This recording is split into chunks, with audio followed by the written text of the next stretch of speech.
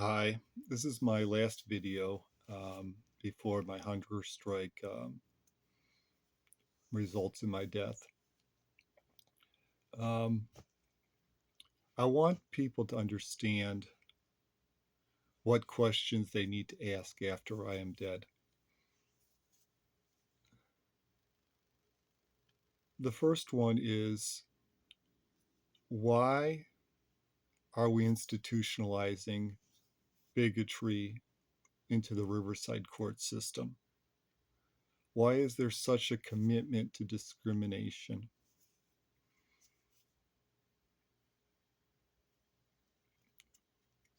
I've been trying for years to get the committee to eliminate bias and promote equal justice in Riverside County to acknowledge my complaint, actually to appear before them, but they won't even acknowledge my complaint. I've sent over a dozen letters to the committee to the address they send it to on their website for complaints. And not one of those dozen plus emails has even been acknowledged, let alone have I gotten a reply to.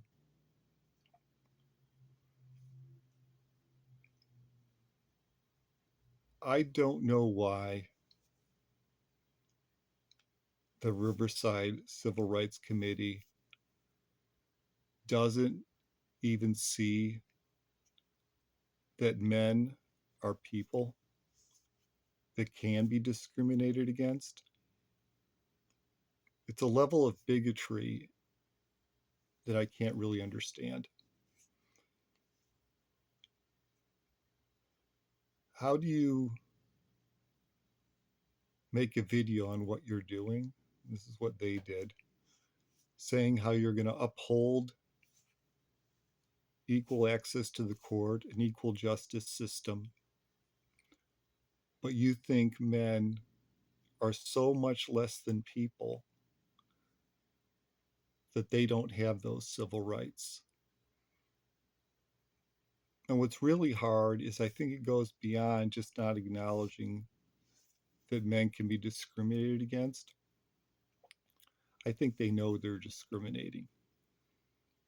I think that the committee is Orwellian. It's meant to make sure that men don't have civil rights.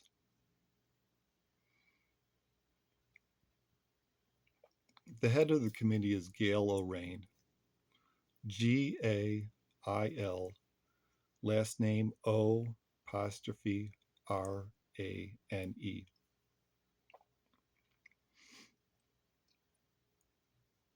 For years, she's hid the corruption, specifically her corruption.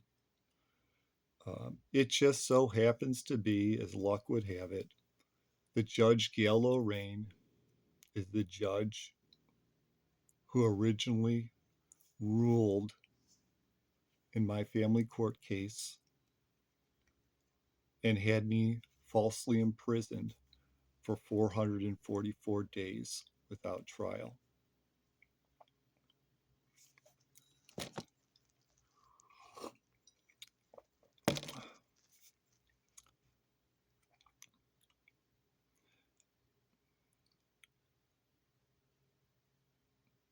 If people go in and look at the videos after I'm dead that I've put on this Twitter account and on my YouTube account, or they go to Reddit,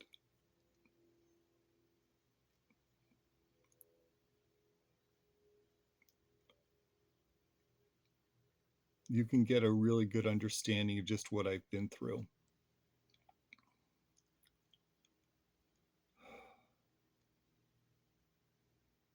I love my daughter so much, and I don't know how any human being could want to destroy that love just because their hate for men is just so great that it just overwhelms them, that they just have to even hurt innocent men. There seems to be in our system a desire to make sure that no fathers are with their children. And I think they're doing this on purpose. I think that if they can get fathers out of the home, out of their children's lives, they can break down the family structure. I really think that's the goal of the liberal elite. They don't like the family. What happens when you have a family is you can protect your children because the man is the most likely parent to always look to be protecting their children. And if you can get a man out of the child's life, you can gain access to that child. And liberals think that they can just program people. If they take the fathers out, they can indoctrinate them in the schools.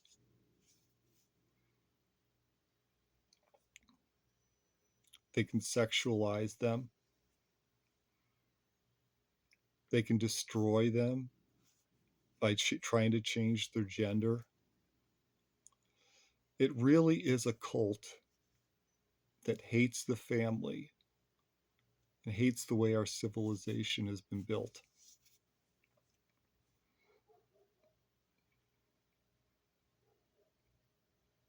They want every single child to grow up with a father if they had that ability to do so, is they just think men are bad. They don't understand that men love their children.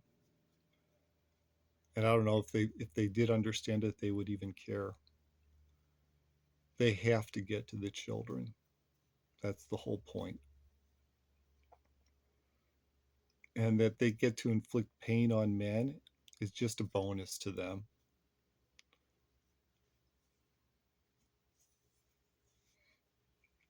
So for years, I've been trying to get Judge Gail Lorraine and the committee to take my complaint, even acknowledge that it exists, let alone respond or let me appear before them, and she won't do it. This has been an insane cover up by so many people.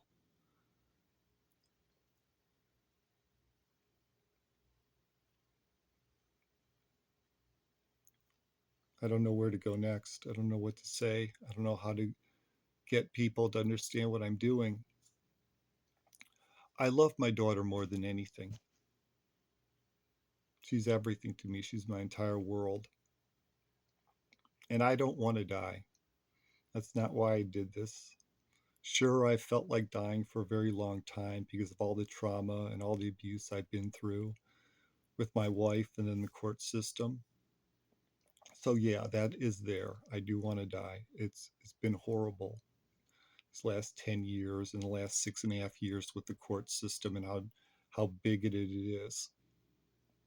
But I really don't want to die, I guess. I don't know.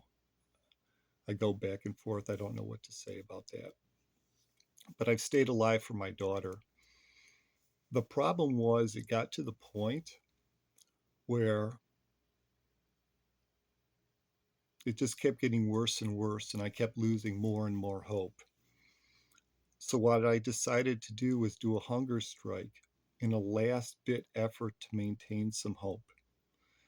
Because as long as the hunger strike goes on, I have hope that I'll be in my daughter's life.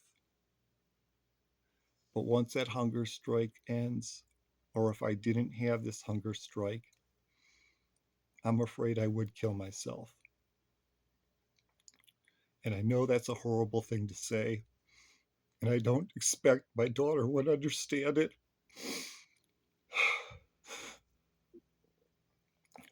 But I need her, and she needs me. And why you people want to block that so badly, I'll never understand. What you've done to me is so horrible. I was abused by my wife for 2 years to the point of being bedridden and almost dying of a blood clot and a pulmonary embolism.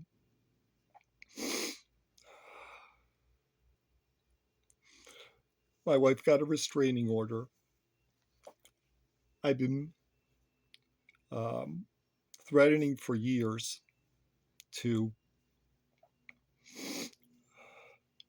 go to her work and tell her that I was being abused, tell them I was being abused if she didn't stop the abuse.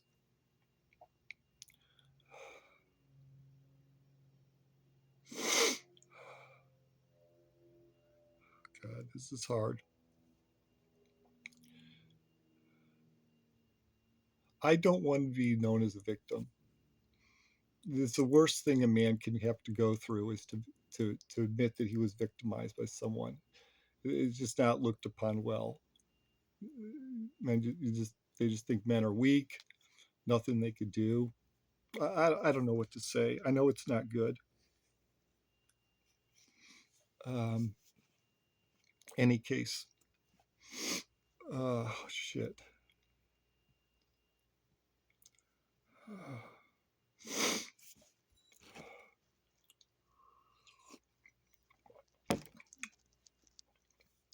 So my wife got a restraining order against me. She'd been abusing me for years. And I don't want to make it out like the physical abuse was super horrible. I mean, there were a lot of pretty bad attacks, but the primary thing was the emotional abuse. That was the worst part. Um, and I understand that women, I'm disabled. I should have said that in the beginning. I understand that women can't take care of a man. None of them will. I mean, it's so rare that if a man gets sick, that the woman's going to stay with them. But my wife knew I was sick going in. In any case, I know it was very hard on her. I know it, and I feel so bad for that. I know it was difficult having a disabled husband. I know it. And I felt so bad for her while it was going on. I didn't want it to be that way. I didn't want to be sick. I don't want to be sick. But I can't control the disease that I have. It's very painful. It's overwhelming. The disease is hard. It's a hard disease. It's really hard. And no one seems to understand it because I don't look sick. So, what do you do when you got a neurological disease that's horrific and no one can see the pain you're in every moment of the day? There's nothing you do. No one understands it. And I know she didn't understand it, and I can forgive her for that. Well, I don't know if I can. I don't know.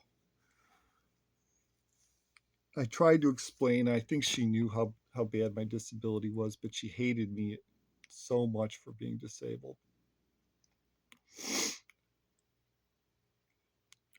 I keep This is going to be long-winded. I'm sorry, but it's going to be long-winded, and I got no plan of what I'm going to say here.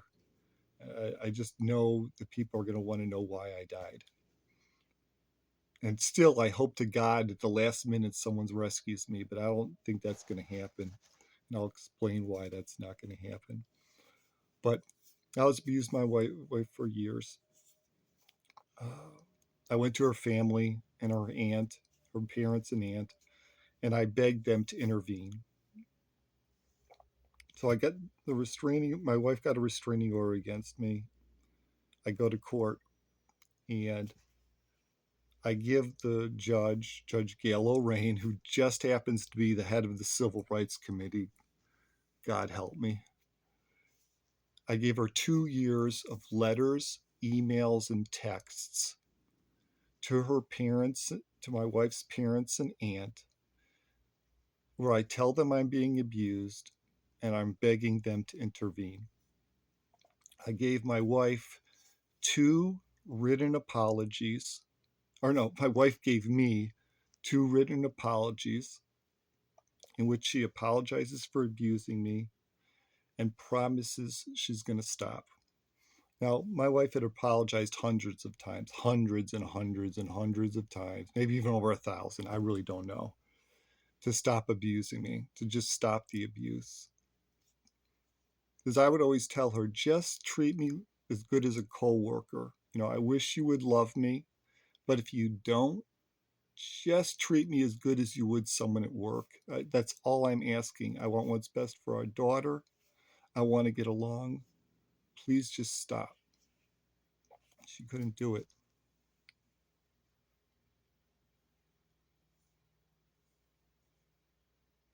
Boy, when you haven't eaten for 90 days, you can't think anymore. I keep getting lost in my thoughts because it just, I don't think the energy's there to power my brain anymore. Um, so I gave the letters and the written apologies. So she apologized hundreds of times. And I get to the point where she says, I don't believe you. Every time you apologize, you immediately go back to the abuse. And so she put a couple of them in writing. Um, then I put her parents and aunt on the stand. And I asked them, were there any signs of it, that I abused my wife? And they said no. Did their daughter or niece ever say that she was abused? The answer was no. The police have never been to my home regarding abuse. My wife never said she was abused.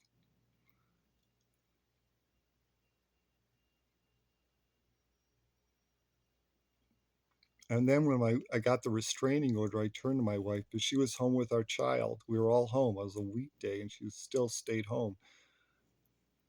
And I get this thing to vacate the home in 30 minutes. No one can vacate in 30 minutes, especially not a disabled person, but I do. But I get this. I'm looking at these papers in my hand. I'm really clueless. I don't know what they are. It makes no sense to me. And I ask her, why did you do this? Why did you get this restraining order? And she tells me two things. She tells me I'm afraid you would tell my work, referring to the abuse, because I started threatening that if she didn't stop abusing me, I would tell her work, which she never believed before, but apparently she believed this time. And then she's told me I make her lie. I made her lie is actually the words. I made her lie. So she lies in this restraining order, says, and I have to leave the house in 30 minutes. Well, the thing is, I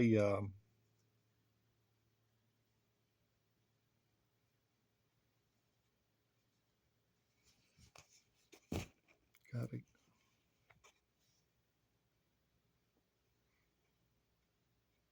My wife had stolen. I'm disabled, obviously. I said that already. My wife is very well off. She's very high up in a company, um, and she makes a lot of money, and she's wealthy. Or I would consider it wealthy. Most people would, but I'm disabled, and so I make less than half the minimum wage. Uh, I live off of less than half what the minimum wage is. So I had no money, and my wife rang up all my credit cards to remodel the house. The debt was much greater than I get in a year from Social Security disability. And then within about 6 months of us being married, she stole all my money, 50 some $1,000. And grant you, this is a woman who has money. So I call her after I got the restraining order and I say, look, I have no money. I have nowhere to sleep. I can't put it on my credit cards. There's no room left on my credit cards. I need money. And that was a violation of the restraining order. So I got a public defender for that. Anyway, the day before I go to my misdemeanor hearing on the violation of the restraining order, I get a call from my public defender saying the district attorney is furious that I protested a judge and you are going to jail because you protested a judge. I don't know what the charges are going to be, but they're going to charge you and you're going to go to jail. So I got to back up for a second. I gave all that evidence to Gail Lorraine that I already talked about, the 2 written apologies, the 2 years of letters reaching out for help to her parents and aunt, her parents and aunt testifying on the stand that there was no abuse by me, all that evidence, which clearly showed that I was the victim of domestic violence and not the perpetrator. In fact, the accusation that I was a perpetrator of domestic violence didn't even occur for 10 weeks. I, I was so upset after being abused um, that I went um, and I protested in front of the courthouse with a sign that said Judge Gail Rain gave my daughter to my abuser. And I, because my Gail O'Rain gave me my daughter to my abuser and gave me no visitation, um, which I found to be outrageous. That you'd have a domestic violence victim and the kids go to the abuser, and the husband doesn't even get visitation. So I protested for 10 weeks. It was only after protesting for 10 weeks that they charged me with domestic violence. So I go in, they charge me with domestic violence. Now, there's no evidence I committed domestic violence. There's no police reports. There's nothing. I don't even know what this list is not being there because there was nothing there. Yet I'm charged with it as the DA, and I took the DA to be Mike Hestrin. I cannot say that for sure because his name was never specifically said. I suppose it is possible it was just the DA on my case or some random DA. But that's not how I took it. I think it was Mike Hestrin, but I'm not going to say for sure because last thing I'm going to do in my last breath is bear false witness against someone. That's not going to happen. So I'll just leave it at this. I believe the Judge Gail O'Rain, after 10 weeks of me protesting, got mad, sent over my case, and claimed I was responsible for domestic violence to the DA, that I was protesting her, and then the DA retaliated with Gail O'Rain's prompting, I guess you could say. And all that would have to be investigated. That's just what I suspect. I'm pretty sure it's true. I wouldn't say anything that I didn't think was true, but I also know that I can't be 100% positive because I wasn't in the conversation. Um, I do know that there was no reason to charge me. I do know that. So I get charged with domestic violence, and I go to they. Oh, get this. This is Riverside County for you. With no evidence, they put me on $555,000 bail. Now that's more than murderers get. Like you could commit a multiple homicide and maybe you're going to get that bail, but if you piss off a judge, you're going to be made a political prisoner in Riverside County. That's just a fact. That's what's going to happen, or at least that's what happened to me. Um, and they're going to put your bail so high that you cannot get out because they're mad. To give you some idea about Riverside County, that same initial period of time that I was in jail, there were 2 deputy sheriffs, both got charged with statutory rape. And I don't remember exactly what the amount was, but I think it was either $20,000 or $40,000 was their bail for statutory rape.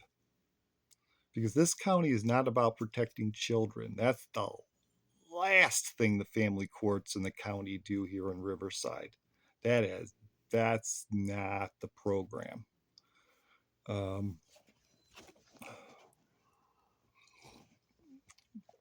so My disease is pretty horrific. I demanded a speedy trial right away. The very first time I talked to anyone, I said I want a speedy trial, which in California it's supposed to be in 60 days. Well, they wouldn't give me a trial. After 60 days, they rearranged me. Um, I should say this. I went 3 years without a public defender sitting down and talking to me. The entire first year in jail, no public defender would talk to me.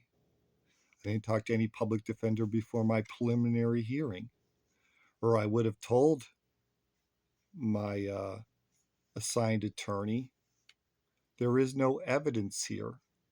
All the evidence shows that I'm the domestic violence victim and not the abuser. But my attorney at the time was Tavi Nguyen, and she didn't even speak to me beforehand. In fact, she just looked at me like with disgust because she just assumed I was guilty. And I don't know how you don't talk to a client before a preliminary hearing, but that's the way it's done in Riverside County. Um, so I go into the preliminary hearing, and of course, I stay in jail. I mean, without representation and without anyone looking at your case, you're going to be in jail. Can't bail out. So I go through a whole series of attorneys, none of which will talk to me. Every time they give me a new attorney to delay the case, but I'm there for 60 days. They rearrange me because I'm screaming for my speedy trial because I know there's no evidence. And after 60 days, they rearrange me, which they can do. But from my understanding, once you're rearranged once, that's considered a mistrial, and they don't really allow more than 2 mistrials. So I figure, okay, well, the next 60 days, I'm going to get a trial at least. After the next 60 days was up, an attorney who had never spoken to me, when my new assigned attorney, tells me she's declaring me incompetent, tells the judge my client's incompetent. Now, anyone that knows me knows that I'm not incompetent. I used to run a company very successfully. I have 2 college degrees. I'm about as competent as any man gets. In fact, I would say I'm more competent than any other person who was in jail. Um, I'm an intelligent man, obviously. No one in the world would consider me incompetent. But they do that to make sure you don't get a trial. The Riverside County, the goal is to keep you in jail longer than you'd be sentenced to, so you take a plea.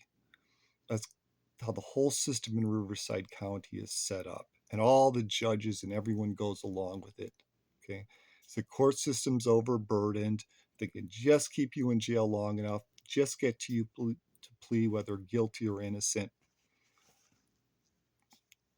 That's the system. So they send me to incompetency court, and in competency court, I am reviewed by 2 psychiatrists. Of course, both psychiatrists find that I'm competent, and there's no reason for me to be in competency court. So they send me back to regular court. Now I got a new attorney. New attorney, another 60 days pass, declares me incompetent a second time. Now I'm in chains. I'm being brought before the court in chains, but this time I speak up. No matter what they're going to do, I'm going to be heard. And I speak out to the judge. You've already declared me incompetent once. I've already been found competent by 2 psychiatrists. You can't do it again. Judge does it a second time. How you can declare someone incompetent a second time after being reviewed by 2 psychiatrists, I have no idea. But that is the level of corruption in Riverside County. Okay. So go back to incompetency court. And now 2 more judges declare, or two more psychiatrists declare me competent. And there I am again, back in regular court. Well, anyway, this goes on for 4 years. 4 years I'm screaming, I want my speedy trial. For 3 of those years, I don't even get to talk to my public defender.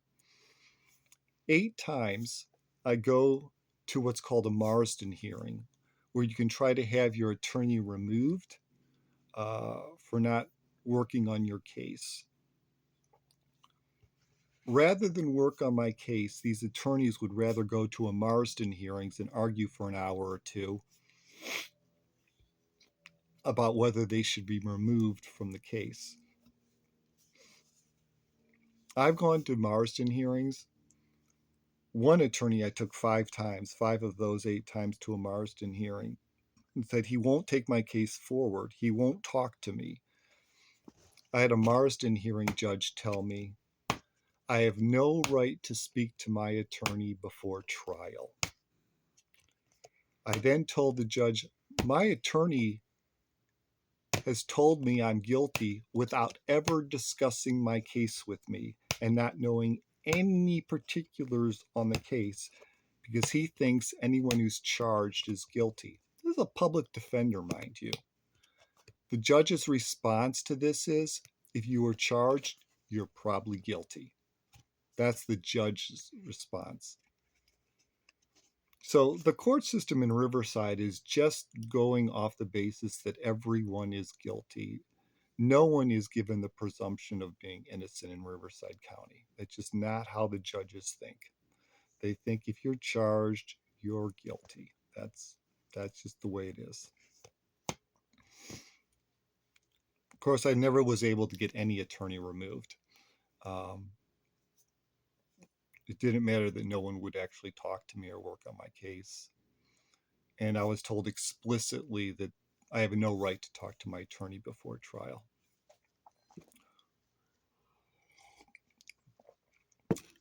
Now, here's what really broke me. I mean, all this stuff I've told you so far is bad, but my disease is really painful. It feels like I'm being burned and electrocuted alive. It is a living nightmare. For those who you want to look it up, because I know there's always that person who doesn't believe me, it's called chronic inflammatory demyelinating polyneuropathy. I have that along with lupus. Both of the diseases are somewhat related. Lupus is an autoimmune disease. CIDP, or chronic inflammatory demyelinating polyneuropathy, is a neurological disease with autoimmune causes, meaning my immune system is attacking my nervous system, which has destroyed my myelin sheath, which is a protective coating that goes over the nervous system. So what happens is I feel all the nerve impulses directly, and this is very fucking painful. So that's my disease. So in jail, I filed 97 medical grievances, 97 of them. There was a lawsuit a few years prior to me being incarcerated in which it was determined or agreed to that from now on, upon the third medical grievance for whatever grievance you're complaining about, on the third medical grievance, it has to be taken to the jail commander.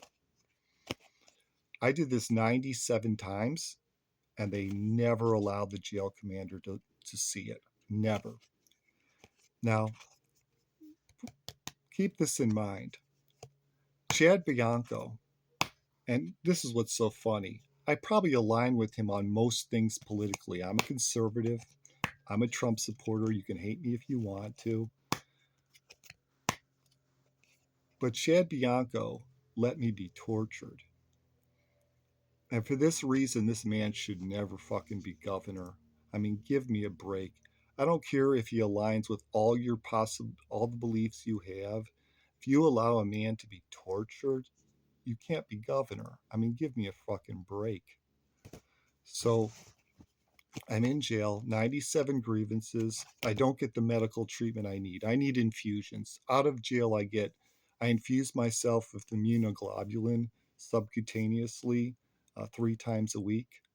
Now, an alternative treatment for my disease is you could get immunoglobulin, a megadose, every 3 weeks, which is what they would have had to do in jail. 97 times I ask for my treatment. Now, because I don't get the treatment, I have to go to court in a wheelchair because walking is really painful. That's the worst part of the disease, is the walking. And Jesus Christ, this is hard.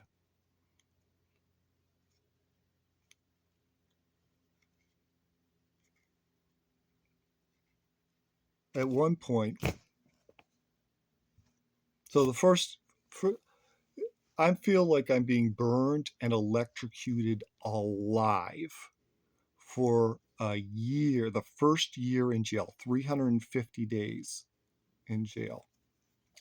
I feel like I'm being burned and electrocuted alive.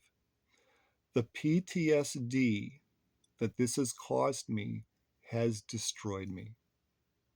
They broke me like no man has ever been broken before. I don't think any person in the history of our jail system has ever been tortured as much as I was tortured in that jail cell. To feel like you're being burned and electrocuted alive for 350 straight days, I cannot tell you what that does to the human mind, what it does to the human body. It is insane. It is beyond whatever you think you can imagine.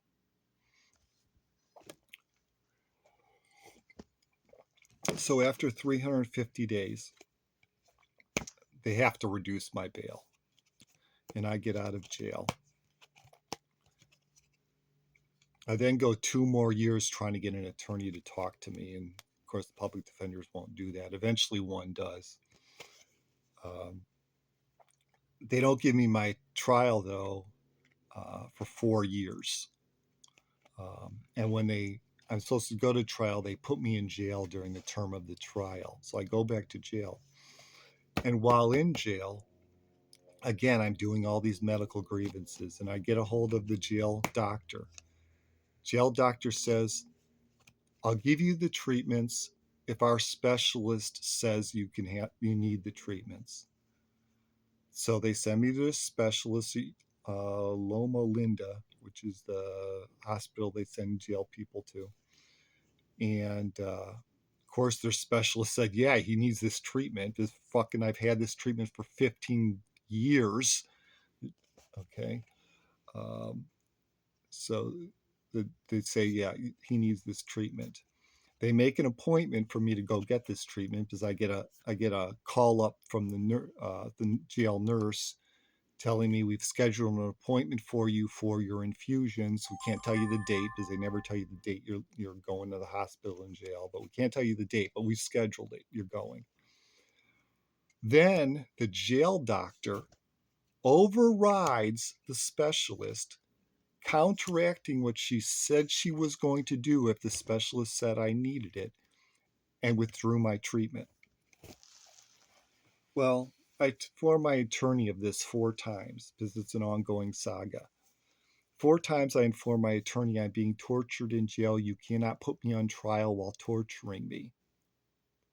The judge, Judge John Malloy, is my trial judge, refuses to make sure that I get my treatment. Just refuses. He just takes a hands off approach, and he's going to allow me to be tortured through the length of the trial. Now, when you're tortured the way I was tortured, you cannot operate or function the way you normally function. You cannot aid in your own defense. That is not fucking possible. Okay. But this judge, and here's the kick, this is what you guys are going to be so amazed by. This judge himself is in a wheelchair. This judge is disabled, so he knows how bad disability can be. Yet he will not uphold my right not to be tortured and to get medical treatment while I'm in his trial court.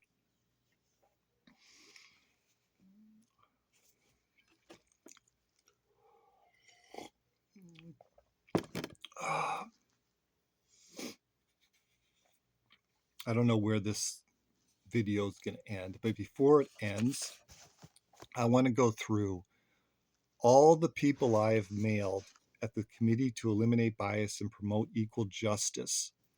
Because, of course, Gail O'Rain, the head of the committee, and the family court judge who violated my civil rights, the head of the Civil Rights Committee who violated my civil rights. Oh my God.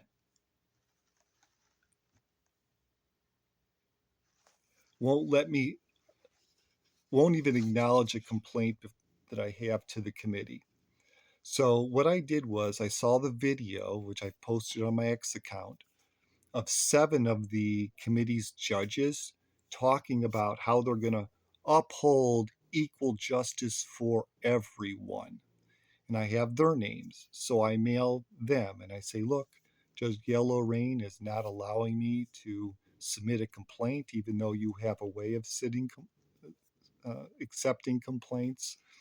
I need you to intervene and please get me before the committee and get my complaint heard. But these 7 judges who are so committed to stopping discrimination, at least discrimination against anyone but men or white men,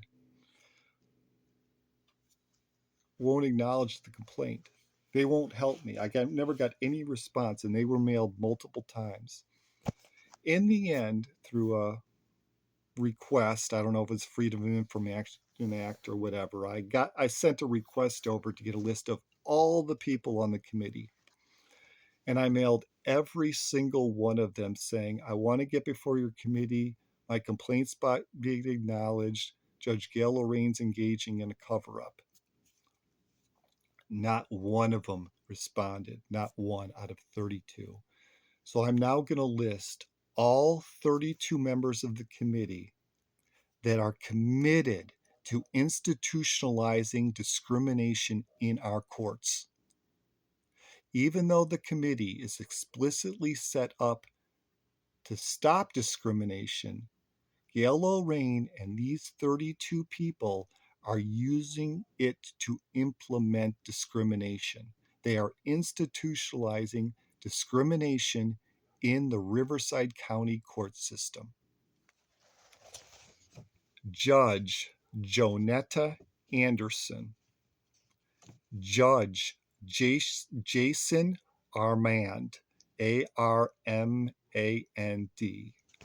Judge Madeline Cohen, Judge Sean Crandell, Judge Chad Firetag, Judge Sharoon Foster. These are all judges. Jeffrey Gerard, A.C. Hester, Christy Hester, Harold Hopp, J. Keel, Walter Kubelin, Sean Lafferty, Jackson Lucky, O.G. Magno, Dorothy McLaughlin, John Monteroso, Cheryl Murphy, Gary Polk, Jocelyn Polium, Mickey Reed, Samara Shuka, Mark Singerton, Russell Velasquez, Jerry Yang, Nicholas Firetag, Matthew Forsey, Samra Furbush, Belinda Handy, Sylvia Luttrell and Garrett Newstrom. If anyone wants any of the spellings, to write them and ask them what the hell they're doing and why they are so committed to discrimination against men, and particularly white men. You can just go and probably Google, actually, you can go and Google um, something like courtroom assignments, Riverside County, or something like that. And you can get the spellings and what courtroom they're in and all that stuff if you want to mail them, and just ask them why. Why are you so committed to making sure discrimination occurs when you're the head of the committee to stop discrimination?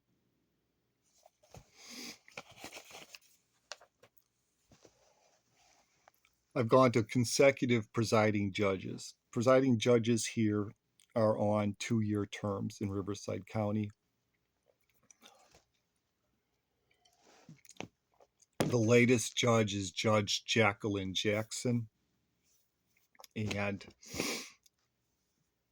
Judge Jacqueline Jackson said there's nothing here, and she won't do anything to get me before the committee and won't do anything to get the committee to accept my complaint.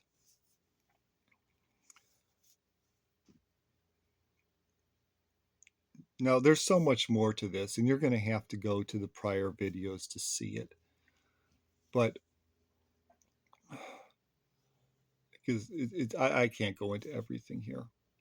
So I'm going to jump around a bit. And to those of you who haven't watched the other videos, it's going to be very disjointed because I'm just saying things that come to my mind in no particular order because I haven't eaten in 3 months, so I can't think. I can't think at all anymore.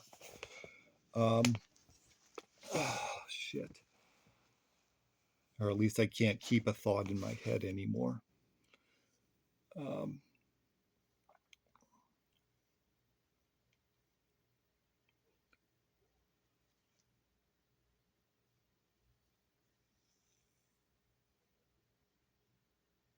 you're just going to have to go to the other videos. I can't think anymore. I guess the last thing I want to say, and maybe the most important thing, is I don't know what men are doing. I've met so many men who are just broken from what's happened to them in the court system. But men don't fight for other men. They just don't do it. If a woman, women always fight for other women. If a woman lies, 100 women will stand behind those lies, even though we know how much women lie. We just pretend like they don't. Um, but they'll always have someone stand with them. Men, men know what we're all going through. My story is maybe worse than you've heard before, but it's very similar to what most other men are dealing with in the family court system. It's like not that unusual. You know, it's what happens. Everyone knows that the courts are biased and men don't have any right to their children in family court. We all know this. But we all pretend otherwise. I don't know why our society's just decided we don't need men, I guess. We don't need fathers. And that's what has that done for our society?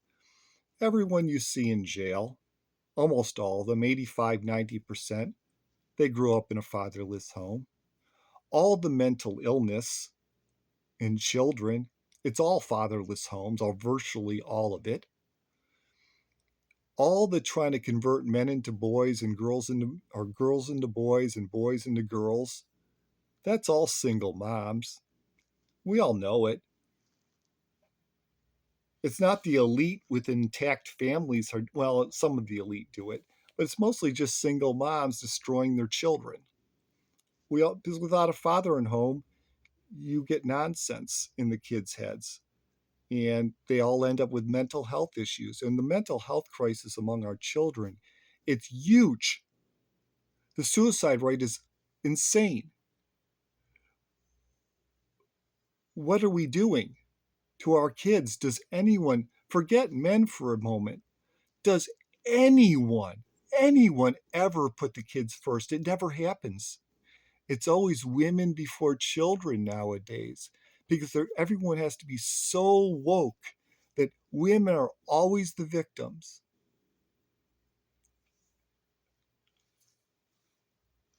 No one can just see any other way. We're all lying to each other.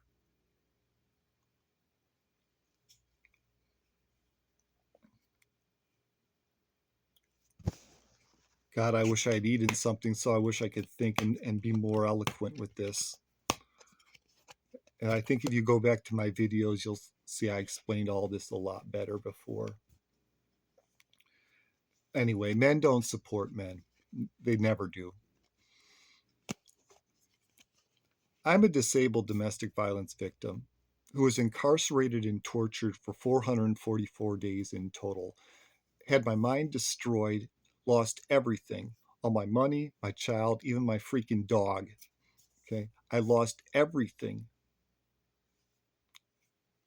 No one had any mercy on me anywhere in the process. I went to men's rights groups asking them for help.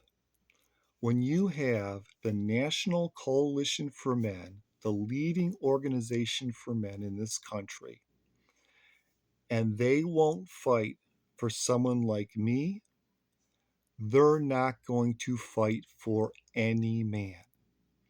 If they can't get behind my fight, they are not going to fight for you as a man. There are only weak men in the leadership of men's rights groups.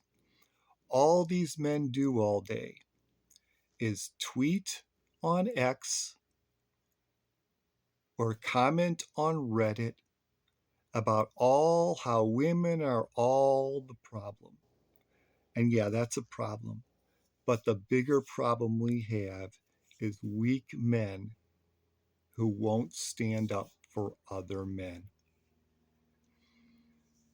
I did some videos by a very good man, Paul Elam, and those videos are on my X account.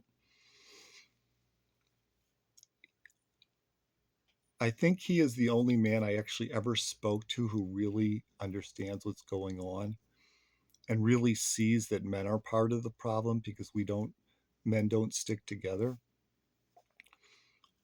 When he first published the first video, he did two.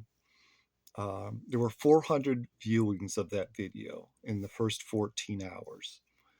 And I had requested at the end of the video, please show your support. I'm trying to get local interest in my story. If you follow me on Twitter, that would be helpful because it shows people really are interested in this story and it's a concern to people. In that 14-hour period, after 400 people watched that video and saw that I asked them to do that one small thing, only 4 men followed me on X. Now, if you're in a situation where presumably these 400 men all had something similar or something like what happened to me happened to them, and only 1% are willing to take 3 minutes for another person in that same situation, men have no hopes of ever getting equal rights or equal access to their children. We have no hope. If that's the if that's what men are going to do. And I've been on a forum now uh, for men's rights on Reddit. In fact, if you want to see that thread, you can go. I forget what I have it under. Something like just search Reddit Hunger Strike Day 85. Reddit Hunger Strike Day 85, and you should be able to pick up the thread. I've done videos with Paul Elam twice. I've got into a couple groups for men's support systems. I asked them for help.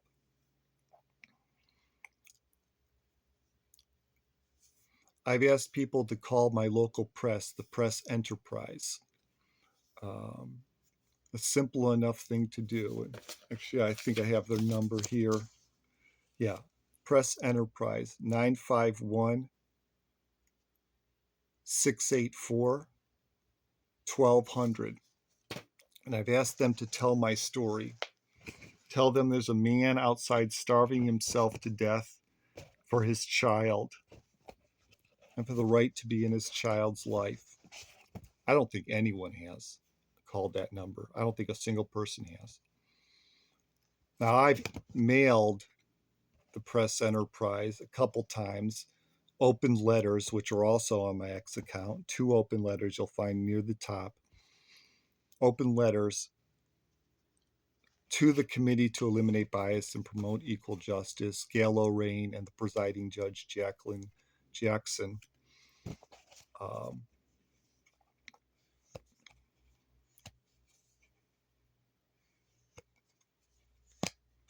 Sorry, I just lost my train of thought because, again, I haven't eaten in so long I can't think.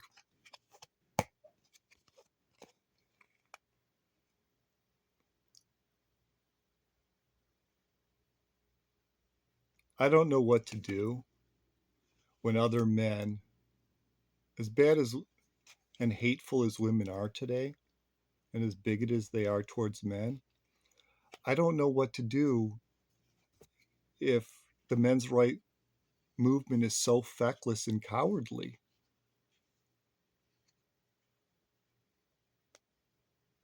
I don't know what to do. So I guess I'm doing it. I guess I'm having a hunger strike until I potentially die. I guess that's what I'm doing. The men's rights movement is giving me no other options. I've begged anyone to start a GoFundMe for me because when I started one, no one cared.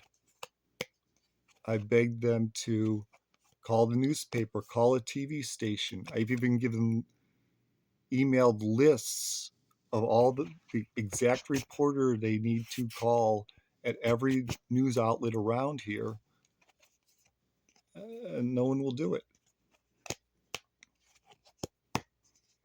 I know there's one more thing I wanted to say, and I can't say everything I want to say because I can't remember it all anymore. I know there's one more thing, so I'm going to keep this video going till I freaking think of what it was.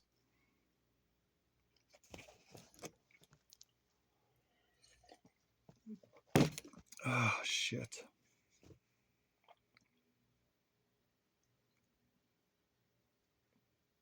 It's important. I just don't remember what it was.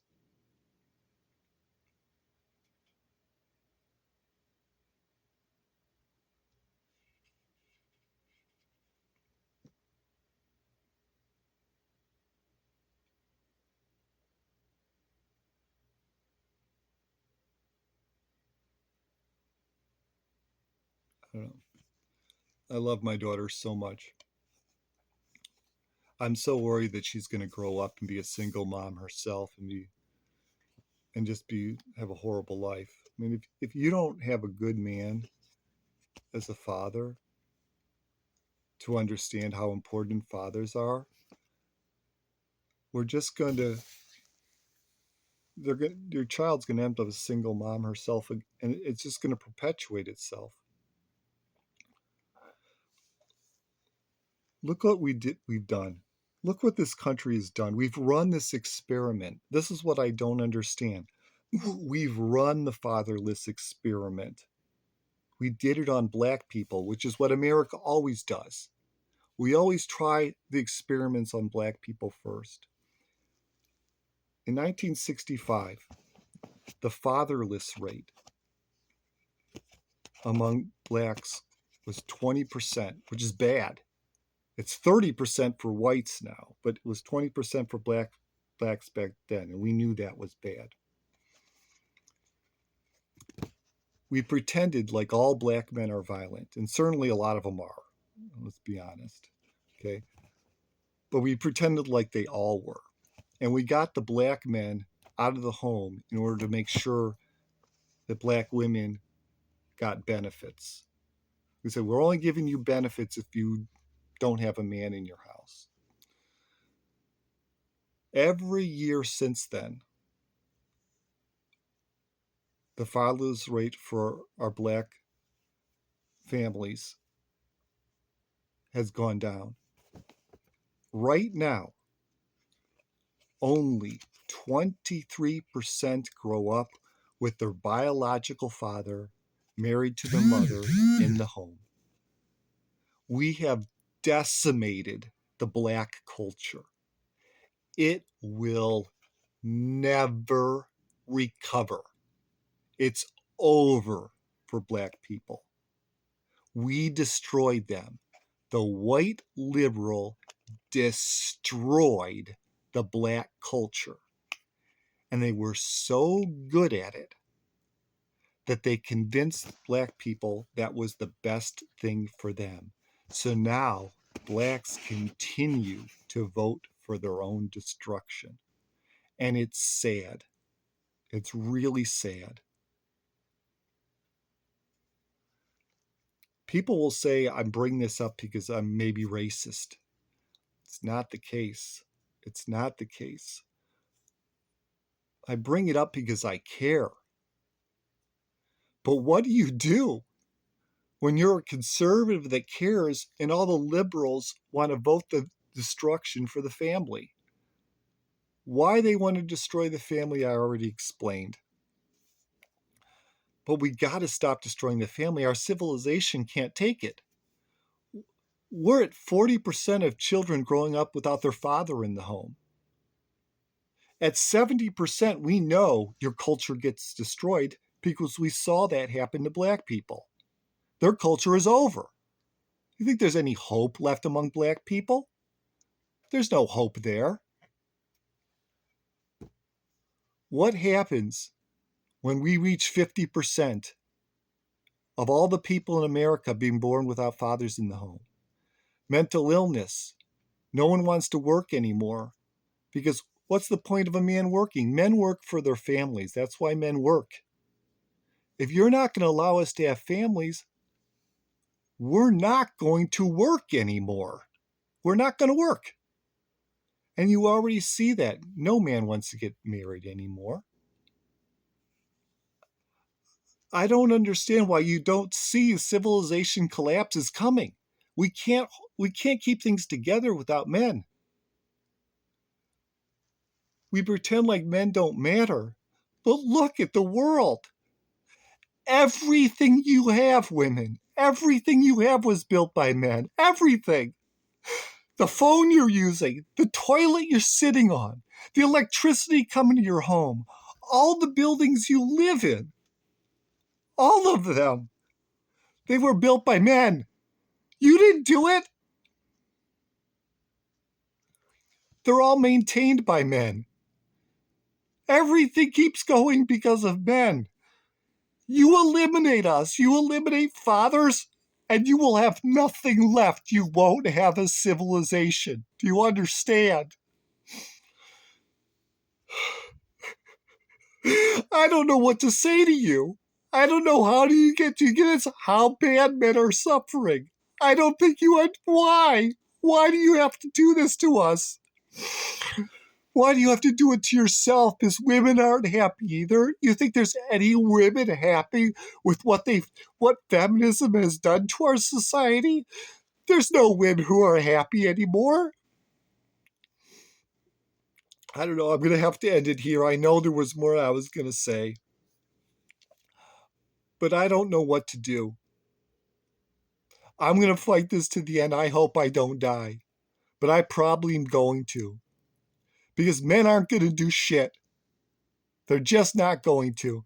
The men's rights groups, they're not going to do anything. They're feckless cowards and they always will be. I love you, Gracie. I love you more than anything in the world.